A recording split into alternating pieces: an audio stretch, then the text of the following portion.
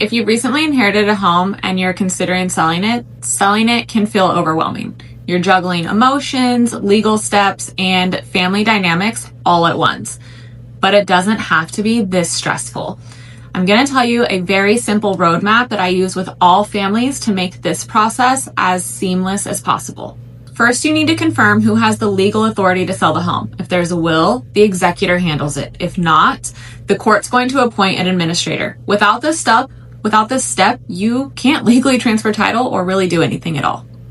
Next, you're going to want to secure vacancy insurance. A lot of people don't realize that standard homeowners insurance doesn't cover unoccupied homes. This protection will protect the estate from liability and damage while the property is being prepared and vacant. Then you're going to want to handle property maintenance. You're going to want to keep utilities on, regularly check for leaks or pest issues, and make sure that the lawn is maintained. A neglected home can quickly lose value and attract code violations and unwanted attention. When it comes to repairs or renovations, do not rush into a remodel. Minor updates like fresh paint, deep cleaning, light landscaping usually are going to deliver the best return, but major renovations often eat into the estate's proceeds, cause delays, and can create some sort of liability down the road. Finally, you're going to want to work with a realtor who specializes in probate and trust sales.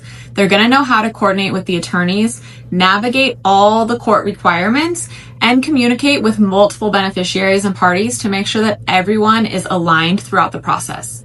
If you're managing an inherited property and you're just kind of feeling stuck, download my inherited property checklist below. It includes everything you should handle before listing, from insurance to sales prep and beneficiary communication.